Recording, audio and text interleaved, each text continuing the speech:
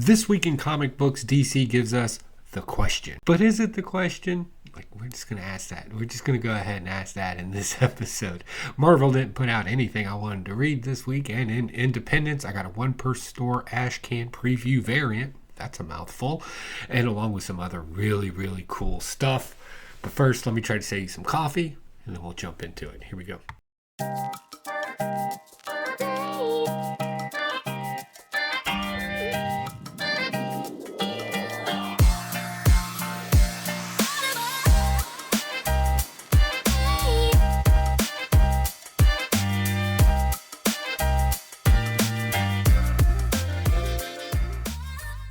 Hey, welcome back, you wonderful weirdos. It's time for this week's comic book review. Some interesting picks this week, some oddball stuff, and some stuff I really don't know my feelings on just yet. So let's go ahead and kick this off with my favorites. Here we go.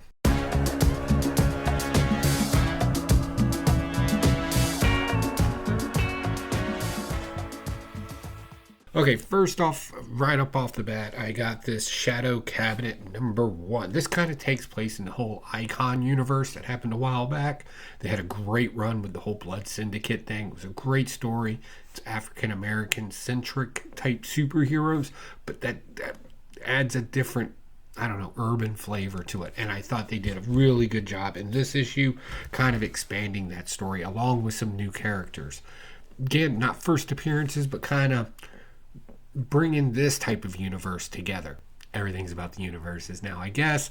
And in this one, we got kind of this mystery motif kind of going on, where we're bringing in some characters that we've seen before, like Steel Butterfly, and I'm going to mess this name up, and I apologize. I want to say Anicia, right? It's an African god that's like the storytelling god, right?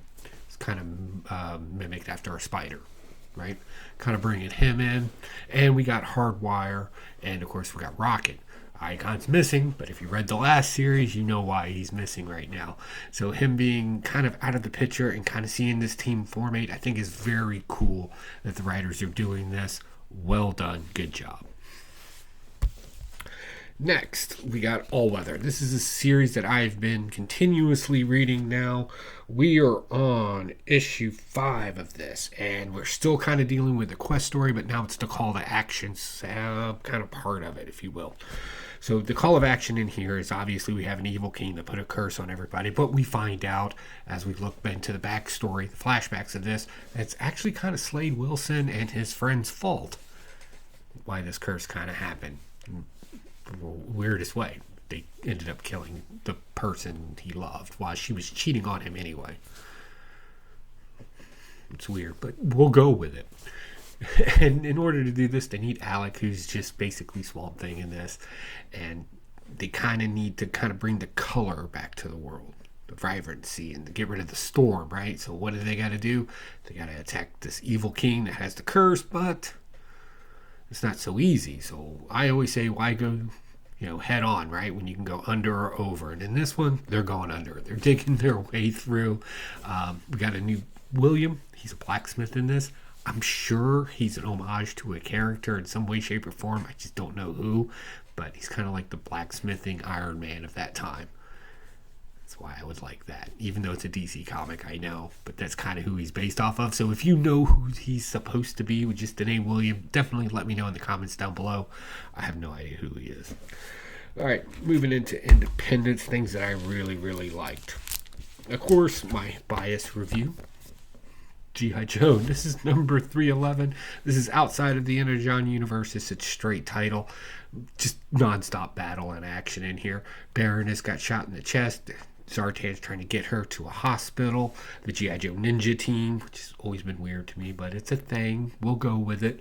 Are kind of like standing outside protecting the hospital from the onslaught of Serpentor's genetically enhanced cyborg mutant monster things. That's the best I got for you there. And as we move forward into the action of this, Destro finally enters the battlefield with his troops as well.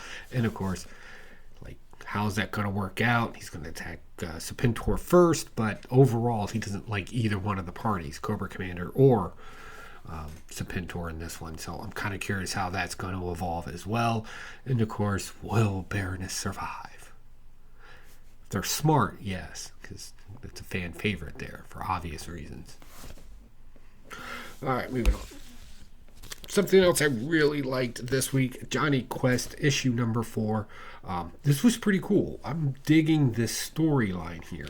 And of course, they're going to pay homage, since it's a time traveling story, to a lot of our kind of paradox things, right? So knowing too much about your future will affect your past, which ultimately will affect the future, and back and forth, right? They kind of address that in here, but I almost promise you it's not the truth. In other words, old man Jonny Quest is lying to his dad. There is something else going on there, because he's just a little too bitter and angry and cool-headed about everything that's going on. So something weird is happening in this. And I can't wait for it to happen. But ultimately, shenanigans happen. Your typical Jonny Quest story. The kids get captured. The adults have to go save the kids. Race, who is the bodyguard of the Jonny Quest family there, may have a grandchild that's running around out there trying to be a merc ninja. They didn't say it. But again, this comic book uses a lot of expression and empty verbiage. It's what it's not saying that makes it ultimately fun. And that's why I'm enjoying that. Next, we get Epitaphs of the Abyss. Again, I just enjoy the 3 stories with twist endings in this. You get 3 solid kind of... I don't want to call them all horror stories. I would call them generic lessons, maybe. I'm not really sure. But not as horror-filled as the other ones have been. Just twist-ended stories. But still a fun read.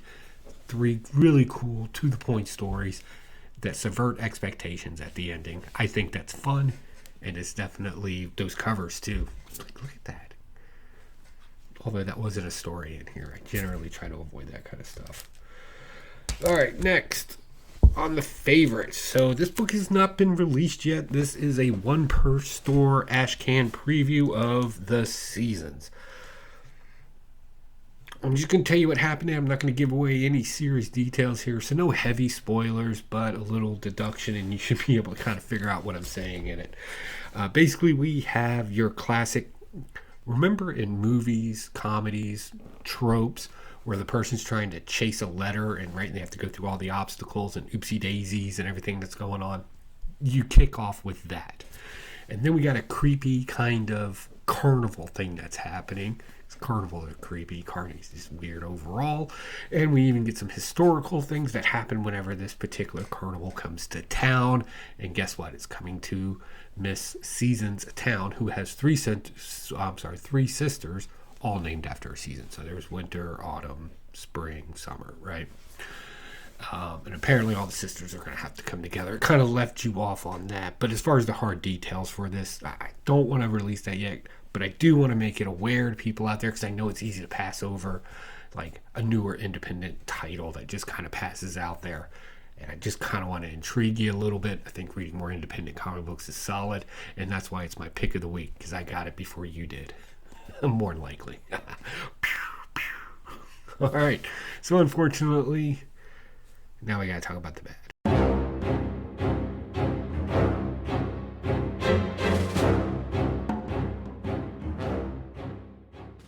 On the bad list.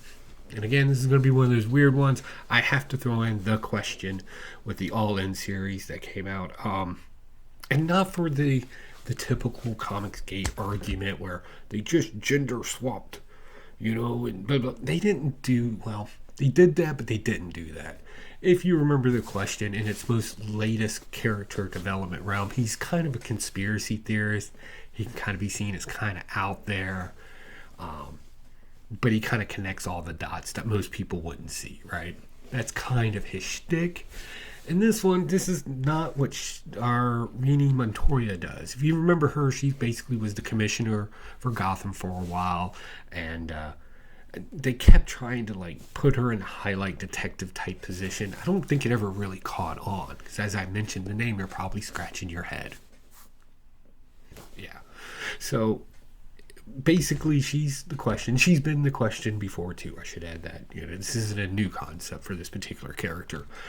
What is new about this is Batman seems to think she needs to be the sheriff of their space station, right? And the Justice League up in space to kind of handle those things. She gets introduced to her kind of team up there. They give her a shotgun with special bullets, of course, that don't kill, just kind of paralyze or send you off into the Phantom Zone. Kind of weirdness. The problem is where, I don't know, maybe when you tell me the question, I was looking for a little levity or a little quirkiness to the character, not a hardcore detective that just wears a mask. And that's what I felt like I got when I read this. And it kind of a predictable story, too. It's not too in-depth. Don't be expecting any twist endings. They pretty much locked themselves down in the first issue to how the ending's going to happen in this. So, yeah, it just didn't make it this week. So, that's it. Alright, so that's my comic book haul and review this week. Definitely let me know what you picked up, what I'm missing. Did I miss something in Marvel that's just amazing? Like, I looked at the titles and I was like, I'm not seeing anything. So I just got this haul. So definitely let me know if I'm wrong on that. I would love to be able to check it out. And I'll see you around the comic book community, guys. Talk to y'all later. Bye.